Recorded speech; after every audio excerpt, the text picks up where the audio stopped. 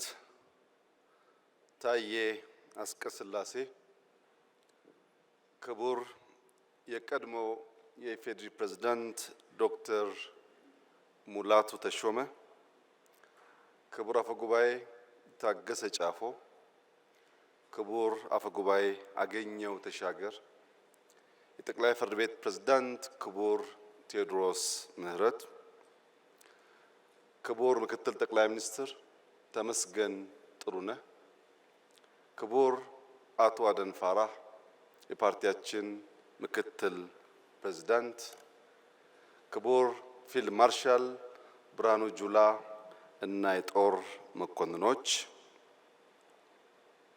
የተከበራችሁ የሁሉም ክልል ርዕሳነ መስተዳድሮች፣ ሚኒስትሮች፣ የሃይማኖት አባቶች፣ በዚህ ስፍራ የተገኛችሁ ተጋባዦች በሙሉ ከሁሉ አስቀድሜ 2017 በብዙ ድል፣ በብዙ መከናወን፣ በብዙ ስኬት ላሸጋገረን በጠራ ሐሳቤ ላይ መጪውን ጊዜ በተስፋ እንድንጓዝ ለረዳን ፈጣሪያችን ምስጋና እንዳቀርብ ይፈቀድልኝ። በብዙ የተረዳን፣ በብዙ የታገዝን፣ ብዙ መከናወን ያየን ሰዎች ከስኬት በኋላ በምስጋና የሚገባውን ለፈጣሪ መስጠት እጅግ አስፈላጊ ልምምድ ስለሆነ እንደኔ ያለ እድለኛ ሰው ደጋግሞ ፈጣሪውን ሲያመሰግን እናንተም ብትተባበሩት አይከፋም።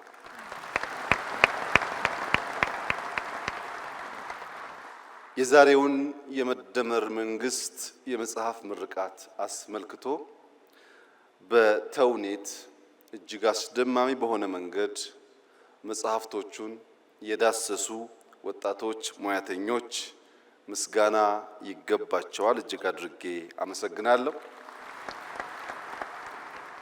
ታዳጊ ህፃናት በሰርከስ በእውቁ እና ሀገር ወዳዱ ድምፃዊ ነዋይ ደበበ ታግዘው ላቀረቡልን ሰርከስ እሱንም እነሱንም ማመስገን እፈልጋለሁ።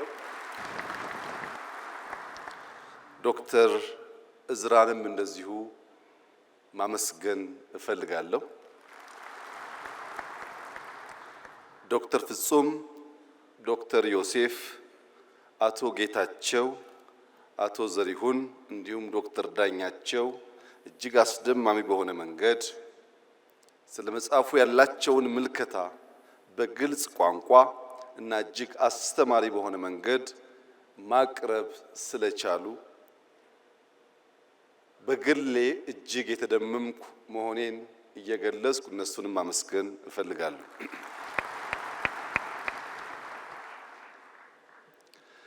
የመደመር መንግስት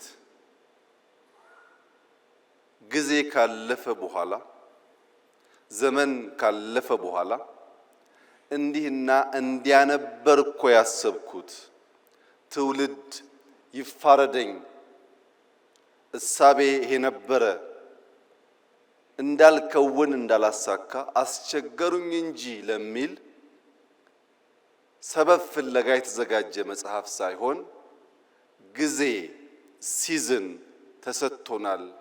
በግልጽ ምልከታና ሐሳቤ ሀገራችንን ብንሰራ ታሪክ ሰሪዎች እንጂ ዘካሪዎች አንሆንም በሚል ኢንቴንሽን የተዘጋጀ ሰነድ ነው። ይህ እንደ ኢትዮጵያ ላሉ ማደግ መለወጥ ለሚፈልጉ ሀገራት በሙሉ እጅግ አስፈላጊው ነገር ግን ረዘም ላለ ጊዜ ስለቆየን በበርካቶች ሐሳቡም በዝርዝር በመነገሩ ምክንያት ይህንን መጽሐፍ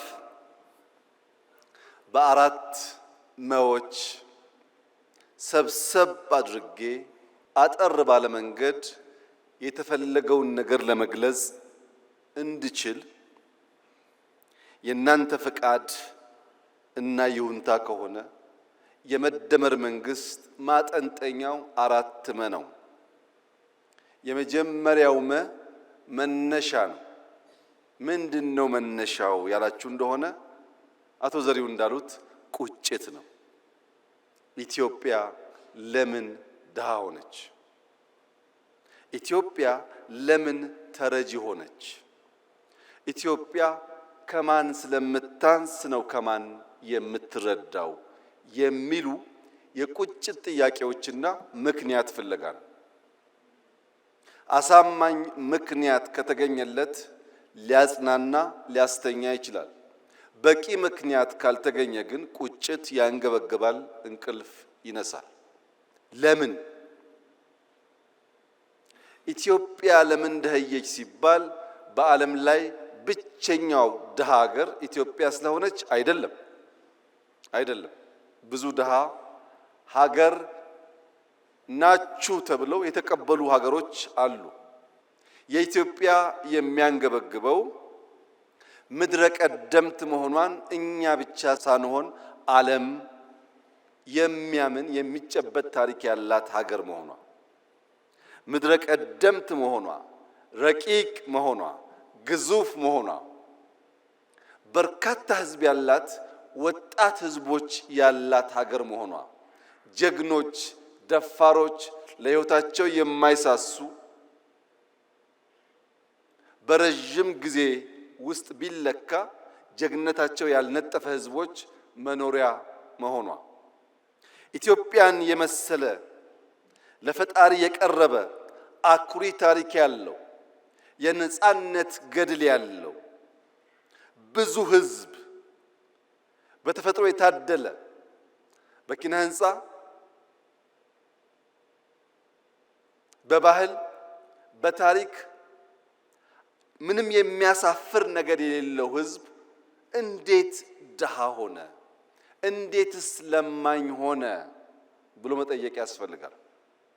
ኢትዮጵያውያን እርሻን እንደጀመሩ ይነገራል። ምድረ ቀደምት ስለሆኑ እርሻን ጀምረን ብረት ቀጥቅጠን ማረሻ ሰርተን አርሰን አጭደን መብላት የጀመርንና ያስጀመርን ሕዝቦች እንዴት እዚያው ተቸክለን ቆመን ምግብ ለኛ እንቆቅልሽ ሆነብን? ኢትዮጵያውያን በሸማ ልብስ ባህላዊ በሆነ መንገድ ልብሳቸውን በመስራት በታሪክ ብቻ ሳይሆን ዛሬም ሁላችሁም እንደምታውቁት በሽመና የሚታወቅ ባህል ያለው ሀገር ነው ኢትዮጵያ። ሸምነን መልበስ የቻልን ሽመናን ያስተማርን ኢትዮጵያውያን እንዴት ልብሳችንን ማምረት አቅቶን ልብስ ከውጭ የምንሸምት ሆን? በባህል መድኃኒት በሁላችሁም ቤት ጓዳ እንደሚታወቀው ለብዙ ችግሮች መድኃኒት ቅጠል በበጠስ መቀመም መፈወስ የሚችል ታሪክና ባህል ያላት ኢትዮጵያ እንዴት መድኃኒት ማምረት ተሳናት? ምንም እንጥፍጣፊ እርሾ ባይኖር ብንደህይ ባልገረመ ነበር። ግን ልምዱ ታሪኩ አስቻይ ሁኔታ እያለ እንዴት ድሃውን? በዓለም ላይ ከፍተኛ የወርቅ ሪዘርቭ ያከማቹ ሀገራት ወርቅ በማምረት አይታወቁም። እነሱ ከኛ ጥቂቱን ወርቅ ገዝተው ሼልፍ ላይ በማስቀመጥ ሀብታም ተባሉ። እኛ የበዛውን ወርቅ በከርሰ ምድር በማስቀመጥ ድሃ ተባል። እኛ ጋር ያለው ወርቅ እነሱ ጋር ካለው ወርቅ ይበልጣል። ያስቀመጥንበት ቦታ ብቻ ነው የሚለያየው።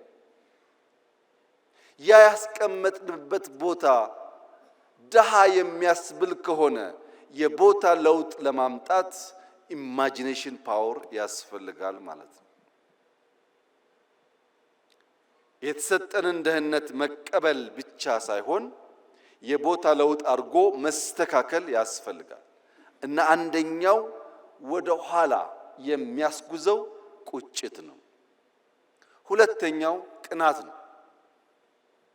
የመንፈስ ቅናት ሌሎች እንዴት ዘመኑ?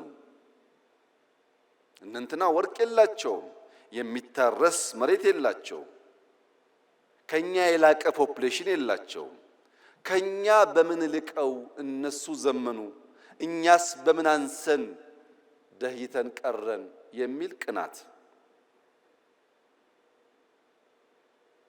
ለዚህ መነሾ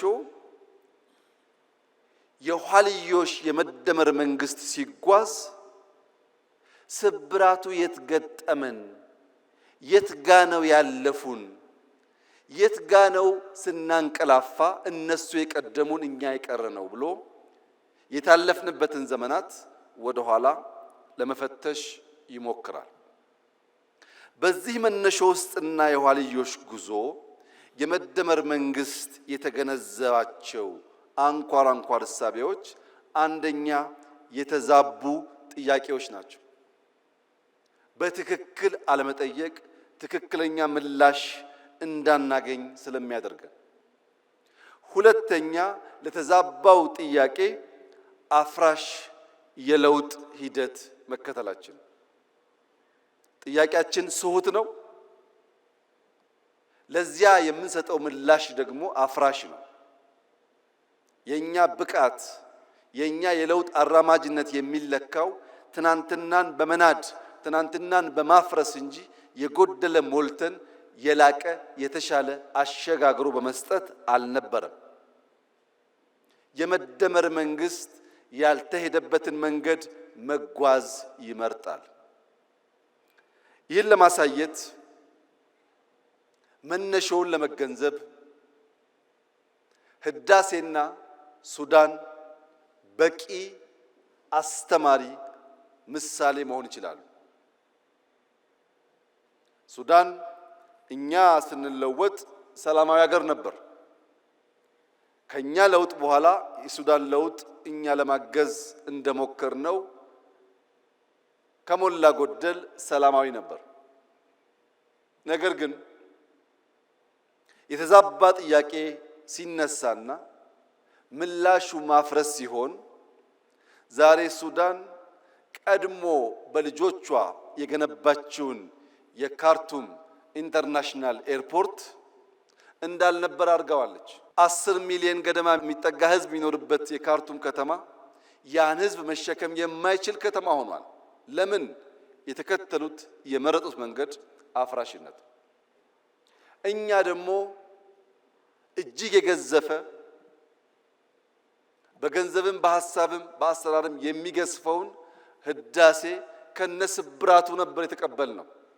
በነገራችን ላይ ሰሞኑን ህዳሴን በሚመለከት ማን ሰራው፣ እንዴት ሰራው፣ የማን ድርሻ ስንት ፐርሰንት ይሆናል የሚል ጉዳይ በእጅጉ አከራካሪ ሆኖ ቆይቷል። ለምን? ስለጨረስ ነው።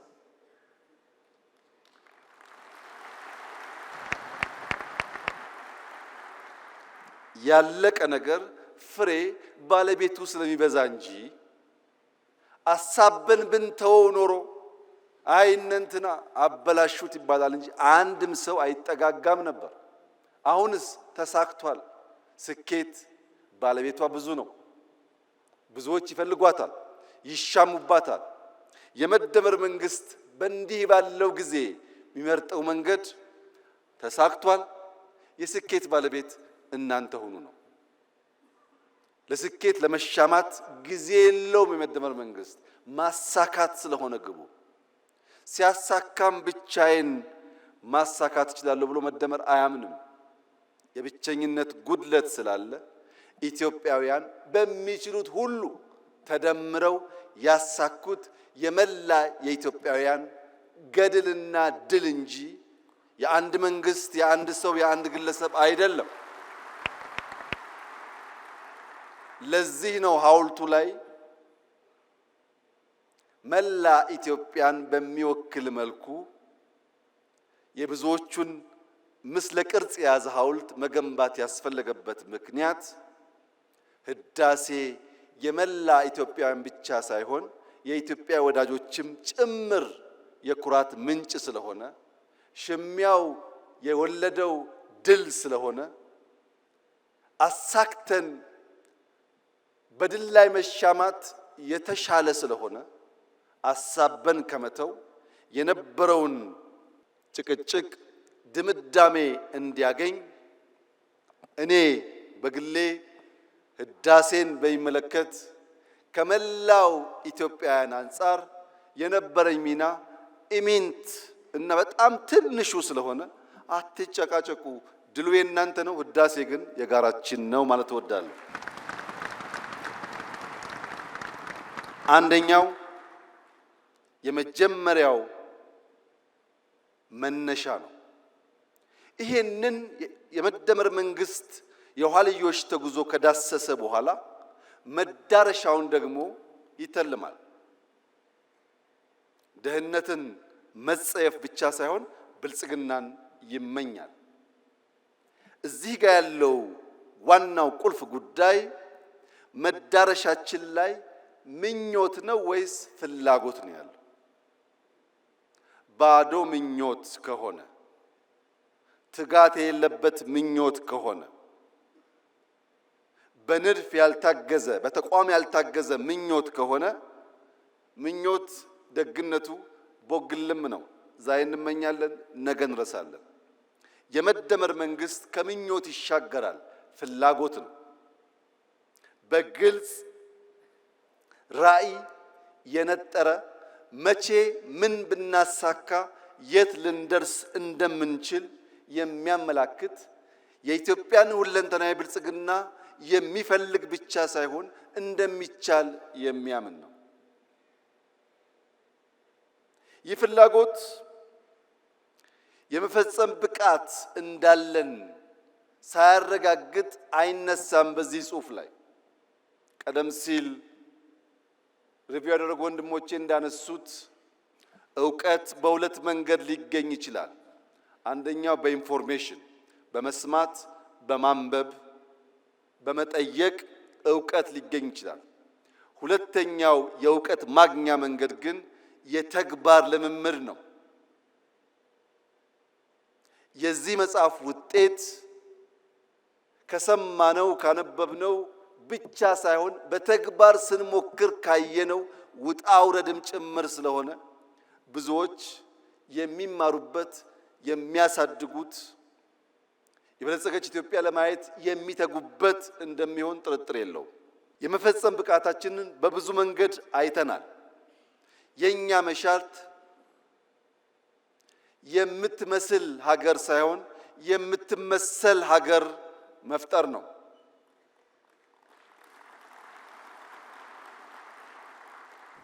ለመምሰል ሞክረናል፣ ብዙ ጊዜ አልተሳካም። አሁን በእኛ መልክ በእኛ እሳቤ በእኛ ባህል ልክ ተቀርጾ በምሳሌነት የሚወሰድ ሀገር መገንባት እንፈልጋለን። ይህ ደግሞ ይቻላል ብሎ የመደመር መንግስት በጽኑ ያምናል። ለምሳሌ አረንጓዴ አሻራ በጥቁር ሕዝቦች ታሪክ እስከ ዛሬ ድረስ ማንም ያልሞከረው ነው። 48 ቢሊዮን ችግኝ። ይህ የምንመስለው ሳይሆን የምንመሰልበት ሆኖ በታሪክ ማህደር የሚቀመጥ ይሆናል። እያንዳንዱ የጥቁር ዘር እንደሚችል፣ እንደሚያስብ፣ እንደሚቀናጅ ተሰናስሎም ትልቁን ነገር ማሳካት እንደሚችል አንድ ማሳያ ተደርጎ ሊወሰድ ይችላል። ሁለተኛ ቅድም ያነሳሁት ህዳሴ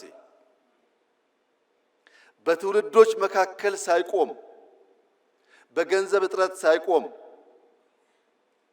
በኮሮና ሳይቆም፣ በጦርነት ሳይቆም ኢትዮጵያውያን ያላቸውን ቁጭት በዚህ ልክ መግለጥ ከቻሉ የትኛውም የጥቁር ዘር ትልቅ ነገር አስቦ ሳይለምን ሳይበደር ሳይለቃ ሊከውን እንደሚችል የሚያረጋግጥ ሁለተኛ ምሳሌ ነው። ቅድም ወንድሜ ጌታቸው እንዳነሳው አዲስ አበባን በሚመለከት እየመጣ ያለው ለውጥ ምንም ጥርጣሬ አይግባችሁ በጥቂት ዓመታት ውስጥ በድፍን አፍሪካ ምሳሌ ተደርጎ ይወሰዳል። ምክንያቱም በራስ አቅም በራስ ገንዘብ ባጠረ ጊዜ ከመቆሸሽ ከጨለማ ልምምድ የወጣን ከተማ ለዜጎች ምቹ አድርጎ መስራት እንደሚቻል በተግባር ያሳየንበት አንዱ ስራ ስለሆነ ለብዙዎች ማስተማሪያ እንደሚሆን ጥርጥር የለውም። እግረ መንገድ የጌታቸውን ኮንሰርን ለመጋራት ምንም ነገር በቤታችን ጀምረን ቤታችን ላይ ማብቃት የለበትም። የኛ ሞቶ ያኔ ጌታቸው ወጣ ብሎ ነው እንጂ ከቢሮ እስከ ከተማ ከከተማ እስከ ሀገር ይል ነበር። ቢሮአችን፣ ግቢያችን፣ ሰፈራችን ከዛም አዲስ አበባችን ያልነው ነገር ግን ዛሬ የኛ ስህተት ሆኖ ይሆናል እንጂ ወንድሜ ጌታቸው ቢሾፍቱ፣ አዳማ፣ አርሲ ነገሌ፣ ሐዋሳ፣ አርባ ምንጭ፣ ሶዶ፣ ጅማ ብትሄድ ደቡብ ምዕራብ በዚህ እንቅስቃሴ ውስጥ በራሳቸው ልክ ሲንደፋደፉ ታያለ። ወደ ምስራቅ ብትሄድ ሐረር፣ ድሬዳዋ፣ ጅጅጋ በሚያስደንቅ ፍጥነት ራሳቸውን እየለወጡ ይገኛሉ። እኔ ከጌታቸው ጋር የምጋራው የብዙዎቻችን እምነት እንዲሆን የምፈልገው መንግስታትን የሚገለው ሰልፍ ግራቲፊኬሽን ነው። አዲስ አበባ ላይ 1% ለውጥ አመጣን ብለን እምንመጻደቅ ከሆነ አናድግም። እምናድገው በቁጭታችን ልክ ስንተጋ ነው። መልካም ጅማሮ ጀምረናል። ማንም ቢያምንም ባያምንም አስደናቂ ጅማሮ ጀምረናል። ግን ጅማሮ ነው። ጅማሮ ምን ይፈልጋል? ኮንቲኒቲ ይፈልጋል። ልክ እንደ መደመር ሳይቆራረጥ መከወን አለበት። ያንን ካደረግን ድፍን ኢትዮጵያ የውበት፣ የለውጥ፣ የዘመናዊነት ምሳሌ ተደርጋ መጠቀስ ትችላለች። ሌላው ሪቨርሳይድ ነው። ቅድም ዶክተር ዳኛቸው ከተፈጥሮ ጋር አያይዞ የኢትዮጵያን ወንዞች አጠቃቀምና ብልሽት ገልጿል። የአዲስ አበባ የሪቨርሳይድ ፕሮጀክት ወይም የአርባ ምንጭ የሪቨርሳይድ ፕሮጀክት ካለምንም ጥርጥር ለብዙ ሀገራት ምሳሌ መሆን ይችላል። እጅግ አኩሪ ጅማሮ ነው ያለው። ይህንን ጅማሮ በማስፋት ለመላው ጥቁር ሕዝብ ምሳሌ የሚሆን ስራ ለካ ይቻላል የሚል እሳቤ ማስተጋባት ከአዲስ አበባ ይቻላል። በስንዴ ላይ የነበረው ዘመቻና የተገኘው ውጤትም እንደዚሁ ሊገለጽ የሚችል ነው። ስለዚህ እኛ ኢትዮጵያውያን ከተደመርን በጋራ ለመስራት ከወሰን እንችላለን የሚለውን ነገር ለማየትና መዳረሻችን የሚያጓጓ ነው። አያስተኛም። የኢትዮጵያን ብልጽግና ማየት፣ የማትረዳ ኢትዮጵያን ማየት፣ ውብ ኢትዮጵያን ማየት እንቅልፍ የሚነሳ ጉዳይ ነው። ይህ ጉጉት፣ ይህ ፍላጎት በታሪክ ካየነው ስብራት ወደምንፈልገው ራዕይ ለመድረስ እንዲሁ በዝላይ ብቻ ሳይሆን መንገዱን በትክክል መቀየስ ይፈልጋል። ሶስተኛው መንገዱ ነው። እንዴት ብንጓዝ ነው ያን የሚያጓጓ ራዕይ ልናሳካ የምንችለው? አንደኛ ከውስጥ ወደ ውጭ በማየት ነው። የኢትዮጵያ ክርስትና፣ የኢትዮጵያ እስልምና ለዓለም የሚያስተምረው ትርፍ ዕውቀት ያለው እንጂ ከዓለም የሚናፍቅ ሊሆን አይችልም። ምክንያቱም ክርስትና ተጀምሮ በ30 ዓመቱ ገደማ ነው ኢትዮጵያ የገባው። እስልምና ተጀምሮ በተጀመረበት አገር ሳይስፋፋ ነው ኢትዮጵያ የገባው። 1000 ዓመት የደለበ ዕውቀት ያላት ኢትዮጵያ ለማስተማር እንጂ ከሌሎች ለመማር የምትጓጓ መሆን የለባትም። ከውስጥ ወደ ውጭ ማየት አለብን። ከውጭስ መማር አለብን። ያለፉን፣ የቀደሙን፣ የሰለጠኑ፣ የፈጠሩ ሀገራት አሉ። መማር አለብን። መቅዳት የለብንም። መማር ነው ያለብን። ከነሱ ስንማር የኛን መርምረን አሰናስለን ግልጥ ያለ ሐሳብ መያዝ ስንችል የአቅምና የአቋም ድማሮን ስንፈጥር ኢትዮጵያ ውስጥ የአቅምና የአቋም ድማሮ ከፈጠርን ተአምር መስራት እንችላለን። የአቅምና የአቋም ድማሮ ግን መፍጠር አስቸጋሪ ሆኖ ለሚታየን ዜጎች የዛሬው መድረክ በቂ አስተማሪ ይመስለኛል። አብይና ዘሪሁን፣ አብይና ጌታቸው፣ አብይና ፈላስፋው ዳኛቸው ስለ ሀገራቸው ጉዳይ በአንድ ቦታ የሚቀራረብ ቋንቋ መነጋገር የሚችሉ ከሆነ ከነዚህ ሰዎች የተለየ ክሪቲክ፣ ከነዚህ ሰዎች የተለየ ሐሳብ የሚያንሸራሽር እምብዛም የለም። ዳኛቸው ማለት እድሜ ልኩን በመተቸት በመቃረን ሐሳብ በማመንጨት በመጠየቅ የራሱን ስራ እስኪሰዋ ድረስ ተጋድሎ ያደረገ፣ ከቤተሰብ እስኪቃረን ድረስ ተጋድሎ ያደረገ የረጅም ዘመን የበቃ ምሁር ነው። ዘሪሁን በኢህአዴግ በመጀመሪያ ወራት ከዩኒቨርሲቲው ከተባረሩ ምሁራን መካከል አንዱ ነው። በዚሁ ስራው ኢህአዴግ ውስጥም ደጋፊ ተቺ ነበር፣ በእኛ ጊዜም ተቺ ነበር። ለመተቸት ሐሳብ ለመመንዘር ችግር ያለባቸው ሰዎች አይደሉም። የጌታቸው መናገር አያስፈልግም ብዬ ከነዚህ ሰዎች የተሻለ የደረጃ ሐሳብ ይዞ በኢትዮጵያ ናሽናል ኢንትረስት ላይ የሚታገል ብዙ ሰው አላየውም። ለሁላችንም ኢትዮጵያ ትበቃለች። የምንደመረው በአንድ ጭንቅላት ለማሰብ አይደለም፣ ስለ አንድ ሀገር ለማሰብ ነው። የምንደመረው በአንድ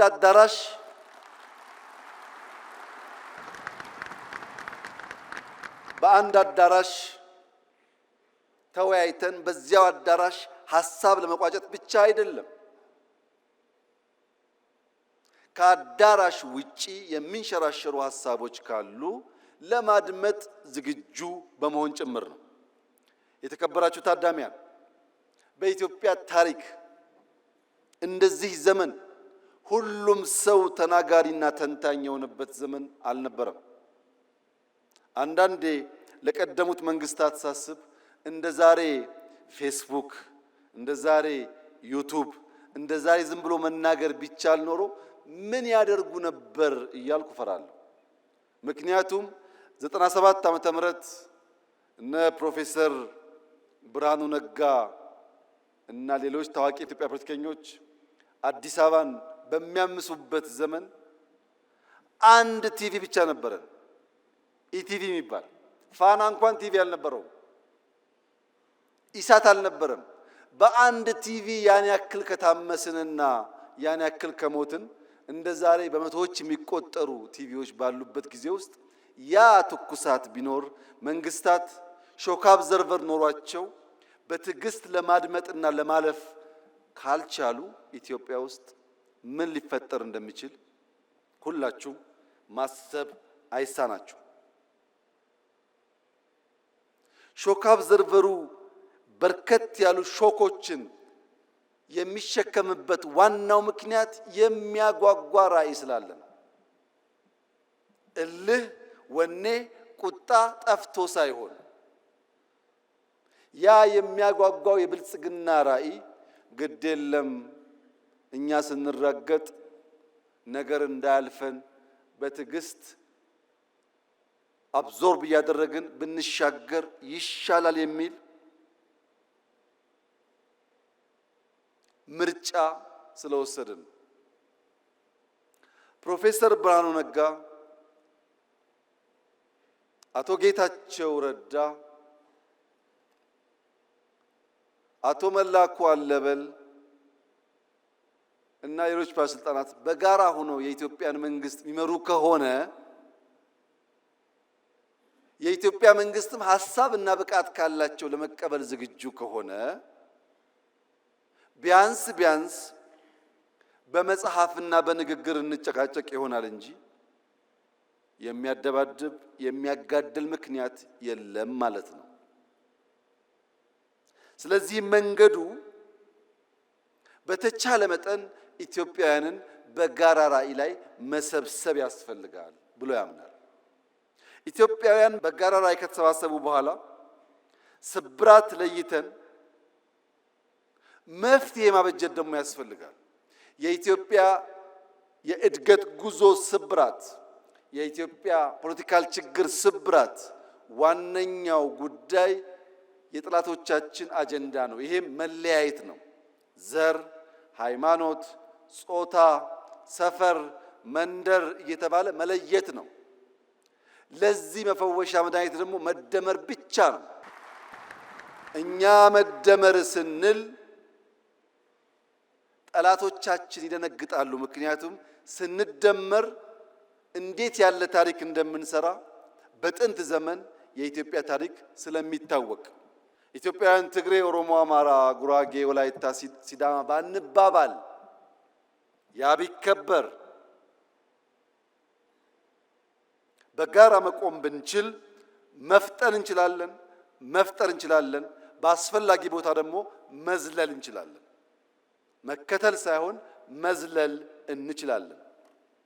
ከተቀባይነት ተከታይነት መላቀቅ እንችላለን። ሐሳብ ተቀብለን፣ ገንዘብ ተቀብለን፣ ሚሽን ተቀብለን ኢትዮጵያ ላይ መለማመድ ተገቢ አይመስለኝም።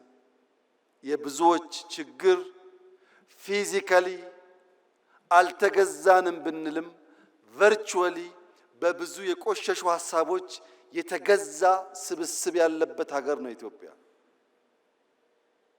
የሰውን ሐሳብ ከናሽናል ኢንተረስት አንጻር መመዘን ከተቸገርን እዚያ ማዶ የምንሰማው ሁሉ ትክክል ከሆነ ለመመርመር ማንዘጋጅ ከሆነ የኢትዮጵያን ብልጽግና ማረጋገጥ እንቸገራለን። ስለሆነም መደመር አለብን። የምንደመረው መከፋፈል የኛ የኢትዮጵያውያን ሐሳብ ሳይሆን ኢምፖዝ የተደረገ ቶት ስለሆነ ያለ መከላከል እንደመራለን። ሌላው በጉዟችን ማየት ያለብን ነገር የስነ ልቦና ስብራት ነው። ተሰብረናል፣ አንችልም ባዮች ነን። ይሄ ነገር አዲስ አበባ ነው፣ ይሄ ነገር ኢትዮጵያ ነው። የአዲስ አበባን ኮሪደር ዲዛይን ያደረገላችሁ ማን ነው? ገንዘቡስ ከየት መጣ? ማን ነው ኮንትራክተሩ? ለምን ኢትዮጵያውያን አንችልም ብለን ተቀብለናል። አንችልም ስላል ባለቤት ይፈለግለታል። ጥሩ ነገር ከታየ የኛ አይደለም የሌላ ሰው ነው። ይሄ የስነ ልቦና ስብራት ከላይ እስከ ታች ነው ያለው። ወንድምና እህቶቼ እንችላለን። የምንችለው በጠራ ሐሳቤ ከግል ፍላጎት ባሻገር ለወል መሻት የምንተጋ ከሆነ ነው። እንኳን ዛሬ በ21ኛው ክፍለ ዘመን የዛሬ 155 ዓመት ገደማ ህልም ያላቸው ሰዎች በምዕራብና በምስራቅ መካከል ያለን ጋሬጣ፣ ያለን ተራራ፣ ያለን መሰናክል አፍርሰው ድልድይ ለማድረግ ወሰኑ። በምዕራብና በምስራቅ መካከል የሚደረገውን የንግድ ጉዞ በ8900 ኪሎ ሜትር ለመቀነስ ስዊስ ካናል የሚባል ተራራ፣ ስዊስ ካናል የሚባል ግድግዳ ማፍረስ ወሰኑ። ስዊስ ካናል 193 ገደማ ኪሎ ሜትር ነው። ያን ሲወስኑ እንደዛሬ በቂ ማሽን አልነበረም። እንደዛሬ የሚመች የኮንስትራክሽን አቅም አልነበረም። ብዙዎች ሞተዋል ያን ለማሳካት።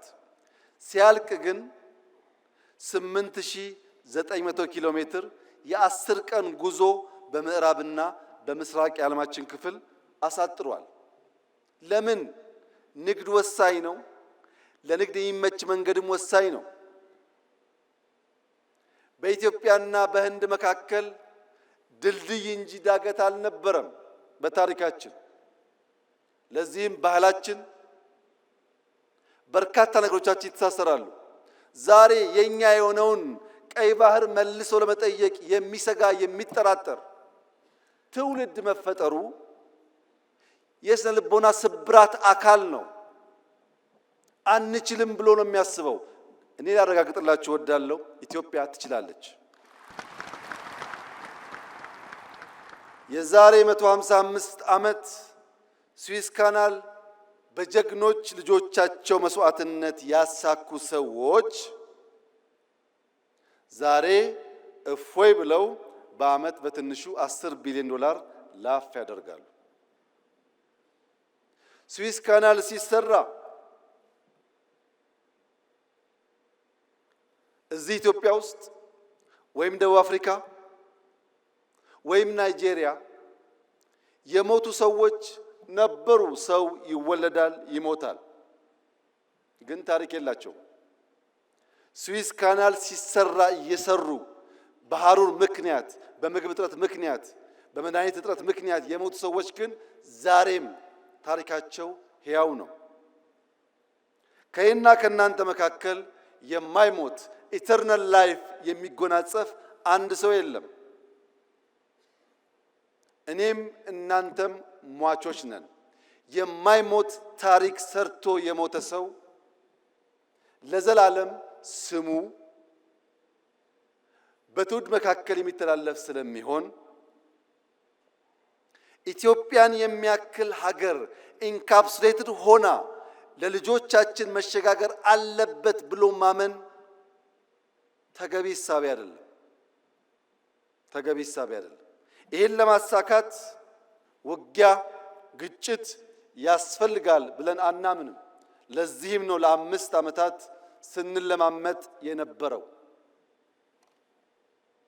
አሁንም በሰላም በዓለም ሕግ መሰረት ኢትዮጵያን ከዘጋት በርና ድሃ ካስባላት መጠሪያዋ መገላገል አለባት ብለን ስለምናምን በየትኛው መድረክ ከኢትዮጵያ ጋር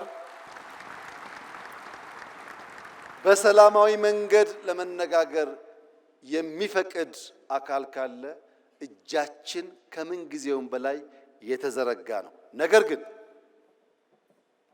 ግን ኢትዮጵያ የጂኦግራፊ እስረኛ ሆኗ ለዘላለም ትኖራለች ብሎ የሚያስብ ኢትዮጵያዊ ካለ እርሱ የሞተ ነው። ሰላም ታስቀድማለች፣ ደህንነትን ትፋለማለች፣ መውጫ መግቢያ በሯን ታበጃለች። ይህ አይቀሬ ጉዳይ መሆኑን ተገንዝበው ወንድም እህቶቻችን በፈጠነ ጊዜ ለድርድር ራሳቸውን ዝግጁ እንዲያደርጉ ማድረግ ነው። ይሄ መንገድ የአቅምና የአቋም ድማሮ ስለሚያመጣ የአቅምና የአቋም ድማሮ ሲፈጠር ደግሞ የኔ ህልም ፓርላማው ለምስራቅ አፍሪካ ወንድሞቻችን ይሄን ያክል ቢሊዮን ይበቃል፣ ይሄን ያክል አይበቃም ብሎ በጀት ላይ መከራከር የሚጀምርበትን ጊዜ ማየት ፈልጋለሁ። ኢትዮጵያ ማገዝ አለባት። ልክ ሌሎች እኛን ለማገዝ ተከራክረው እንደሚወስኑት እኛም ወንድሞቻችንን ለማገዝ በግልጽ ሕግና ስርዓት ተከትለን ተወያይተን ገንዘብ አሎኬት አድርገን ወንድሞቻችን የምናገዝ መሆን አለብን። ያ እንዲሆን ደግሞ አራተኛው ማ ያስፈልጋል።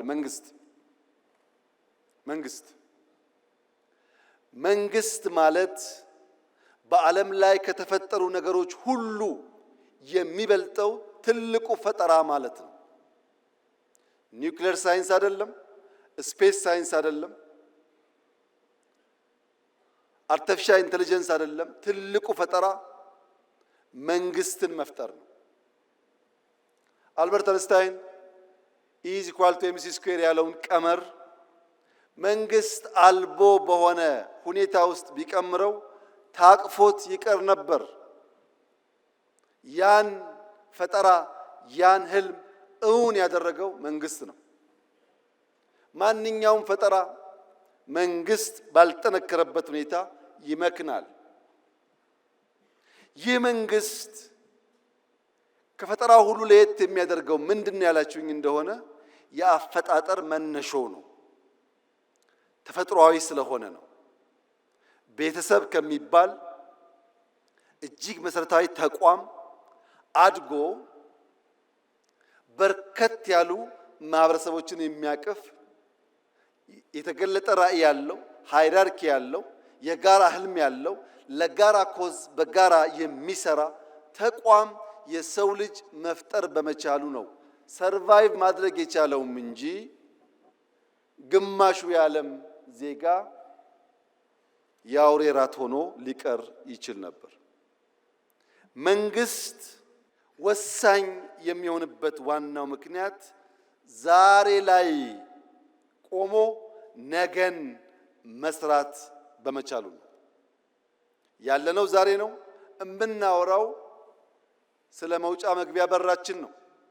ያ መውጫ በር ሲሳካ እዚህ ካለነው ግማሻችን ላንኖር እንችላለን። ነገር ግን ልጆቻችን በተዘጋ ሀገር ውስጥ የሚኖሩ ደሃና ለማኞች ሳይሆኑ የታሪክ ሰሪ ልጆች ሆነው ልማታቸውን አፋጥነው ወንድም ህዝቦች የሚደግፉ ይሆናሉ። ነገን ዛሬ ላይ ማየት መስራት ለሚለው ቀለል ባለ መንገድ ለመገንዘብ ኢትዮጵያውያን የአፍሪካ እግር ኳስ ጨዋታ በመጣ ቁጥር ያዝናሉ፣ ይተክዛሉ፣ ይተቻሉ። ለምን? የኢትዮጵያ ብሔራዊ ቡድን በእንደዚያ ባለው መድረክ ልክ እንደ ሩጫው ስመጥር ስራ ሲሰራ ስለማያዩ። ዛሬ በእርግጠኝነት ብነግራችሁ የዛሬ 10 ዓመት ቢበዛ የዛሬ 10 ዓመት የኢትዮጵያ ብሔራዊ ቡድን በአፍሪካ ውስጥ አስደናቂ ስራ ሰርቶ እኛም እንደሌሎቹ የምንተክዝ ሳንሆን በአፍሪካ መድረክ በዓለም መድረክ በልጆቻችን የተካነ ብቃት የምንኮራበት ጊዜ ይመጣል። ይሄ ምኞት አይደለም፣ በስራ የተገለጠ ነው። አዲስ አበባ ላይ ከ100 በላይ ጥቃቅን ስታዲየሞች ገንብተናል። በየሰፈሩ እንደምታዩት። ለምን? እሱን ሳትሰራ ቴሌቪዥን እያየ ብትቆጭ ከቁጭት ባሻገር ውጤት ልታይ አትችልም። ፋውንዴሽኑን ብትሰራ ግን ነገ ለውጥ ይመጣል። ለዚህ ነው መንግስት ዛሬ ላይ ሆኖ ነገን የሚተልመው። የዛሬ 2 ዓመት 3 ዓመት ባይደርስልኝ 5 6 7 10 ዓመት ላይ ኢትዮጵያ ጠንካራ ቲም እንዲኖራት ዛሬ ኢንቨስት ማድረግ አለብኝ ብሎ መንግስት ይሰራል። ይሄ አንዱ ማሳያ ነው። ሁለተኛው ማሳያ የትምህርት ጥራት ነው። የኢዜማው ሊቀመንበር የሚመራው የትምህርት ሚኒስቴር የትምህርት ጥራት ማረጋገጥ አለብን ብለን ሮድማፕ አውጥተን ከወሰን በኋላ በመጀመሪያው ዓመት በሁለተኛው ዓመት የነበረውን ጩኸት ታውቃላችሁ። በዚህኛው ዓመት ለውጥ መጥቷል። በሚቀጥሉት 2-3 ዓመታት የምንፈልግበት ስንደርስ 15% ገደማ በየትኛውም የትምህርት ገበታ ሊወዳደሩ የሚችሉ ብቃት ያላቸው ኢትዮጵያውያን ከፈጠር ቅድም ያልነውን ብልጽግና በምኞት ብቻ ሳይሆን በግልጽ መንገድ እንከውነዋለን ማለት ነው። በቅርቡ ኢትዮጵያ የኒውክሌር ፕላንት ስራ ጀምራለሁ ብላ ማወጇ ይታወቃል። አንዳንዶች ከኢነርጂ ጋር ብቻ አገናኝተው አይተውታል። እዚህ ያላችሁ ሰዎች መገንዘብ ያለባችሁ በኒውክሌር ቴክኖሎጂ ላይ ኢትዮጵያ መስራት ስትጀምር የሕክምና ሳይንስ ያድጋል፣ ፕሪሲሽን ፋርሚንግ ያድጋል፣ የውሃ አጠቃቀም ያድጋል። አሁን የምናወጣቸው ተማሪዎች የሚመራመሩበት፣ የሚሰሩበት፣ የሚያድጉበት፣ የሚወዳደሩበት አቅም ይገነባሉ። ኢነርጂ ብቻ አይደለም። ራሽያ የዛሬ 80 ዓመት ያሳካችውን የኒውክሌር ኢነርጂ ኢትዮጵያ ዛሬ መከወን ፈልጋለሁ ስትል የሚጠራጠር ኢትዮጵያዊ እውን አለ ብሎ መውሰድ ይቻላል? የሚንቀሳቀስ ሮቦት ካልሆነ በቀር ህሊና ያለው ሰው የዛሬ 80 ዓመት የተሞከረና የተሳካን ነገር ዛሬ ለመጀመር እንዴት ድፍረት ያጣል? ኢትዮጵያ ትችላለች፣ ትጀምራለች፣ ትጨርሳለች። መንግስት ነገ ላይ ሆኖ ዛሬን ማወቅ አለበት። ዛሬ ላይ ሆኖ ነገም ብቻ ሳይሆን ነገ ላይ ሆኖ ዛሬም ማወቅ አለበት።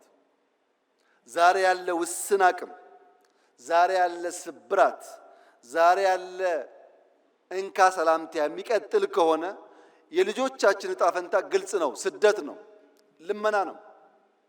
እኔና እናንተ ያየነው መከራ ልጆቻችን እንዳያዩ ከፈለግን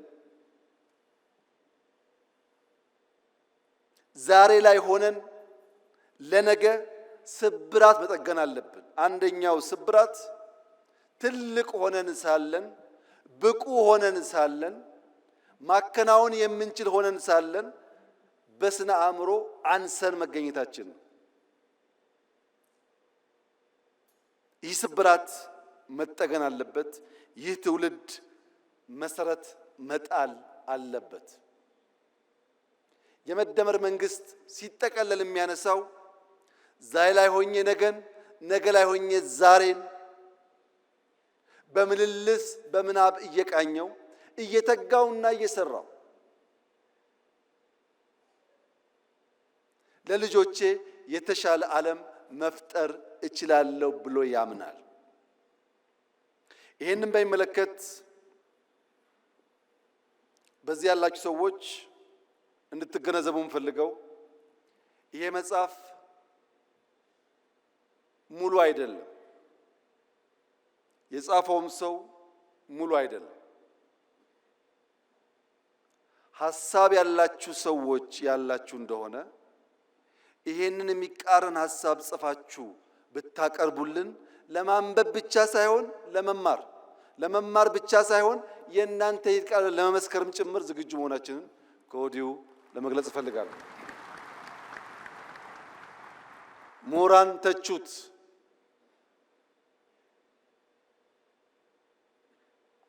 በተቃረነ መንገድ ሐሳብ ማፍለቅ የሚችሉ ሰዎችም አፍልቁ። ነገር ግን ሐሳብ አልቦ በሆነ መንገድ እንዴትና መቼ ተጻፈ ብላችሁ የምትቸገሩ ሰዎች ቢያንስ ያልነውን እንደምንፈጽም፣ የጀመርነውን እንደምንጨርስ፣ የምንናገረውን እንደምንጽፍ፣ የምንጽፈው እንደምንኖር ኢትዮጵያውያን ስለሚገነዘቡ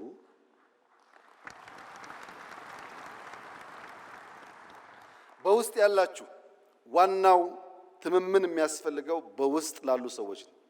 በውስጥ ያላችሁ ሰዎች ላለፉት 2 ዓመታት ምን አይነት መንግስት ነው የሚያስፈልገው የሚለውን በስልጠናዎቻችን ላይ ስንወያይበት ስንመክርበት የቆየነው ሐሳብ ስለሆነ ስታነቡት ግልጥ ብሎ የመደመር መንግስት ያ የመከርንበት የሰለጠንበት የተወያየንበት ጉዳይ ለእኔና ለእናንተ ብቻ ሳይሆን ውጭ ላለውም ዓለም የተዘጋጀ መሆኑ በደንብ ይገለጥላችኋል። 2019 ዳቮስ በሄድኩበት ጊዜ ፍሪሊዮን የሚል ተውት እንዳየው ነግሬያችሁ ነበር። ተደጋጋሚ ስልጠናም ተሰጥቶበታል። ያም በሚመለከት ጅማሮ ስራዎች አሉ። ምናልባት የመጨረሻው የመደመር መጽሐፍ ሊሆን ይችላል። ያም ርዕሱ ከወዲሁ እንድታውቁት የመደመር ስሌት በፍሪሊዮን ነው የሚለው። የመደመር ስሌት ከእያንዳንዱ ሰው አንጻር እያንዳንዱ ሰው ራሱን በማካፈል ራሱን በመስጠት ከራሱ በመስጠት በዚያ ውስጥ ማትረፍን እንዴት እንደሚለማመድ የሚያሳይ ሰነድ ነው። መጽሐፍ ለምትወዱ መጽሐፍ ማንበብ ለምትወዱ ቀላሉ ምክሬ እድሜ ለቴክኖሎጂ ነገር ሁሉ ቀሏል። ኦዲዮ ቡኮች አሉ። ስፖርት የሰራችሁ ወክ እያደረጋችሁ ማድመጥ ይቻላል። ማንበብ፣ ሐሳብ መሸመት፣ ሐሳብ መገብየት ከመጽሐፍት ብቻ ሳይሆን ከኢትዮጵያውያንና ከሀገር ሽማግሌዎች መማር ይቻላል። በተቃራኒ መድረክ ላላችሁ ለምትቃወሙ ሰዎች የመጨረሻ መልእክቴ ከኦሮሞ አባቶች አባባል የተዋስኩትን በመውሰድ ያ መርህ እንደሆነና መርሃችሁ እንዲሆንም በመምከር ጭምር ይሆናል። የኦሮሞ አባቶች ነገር ግራና ቀኝ ሲልባቸው ከህልማቸው የሚጋጭ ነገር ሲፈጠር ካን ኦብሳ ካን ኢሞ ጎርሳ ይላሉ። ገሪ ጎርሳ ገሪ ኢሞ ኦብሳ ሙለተኬት አዴሙ ቀብዳ ይላሉ። ከፊሉን እየታገስክ ከፊሉን እየመከርክ ወደ ራዕይ መጓዝ አለብህ ይላሉ።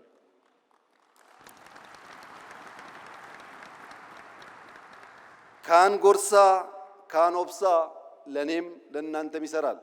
ህልም ካላችሁ ወደ ህልማችሁ መዘርጋት የምትፈልጉ ከሆነ ካን ኦብሳ ካን ጎርሳ፣ ጉዞ ግን ወደፊት መሆን አለበት። እጅግ አድርጌ አመሰግናለሁ።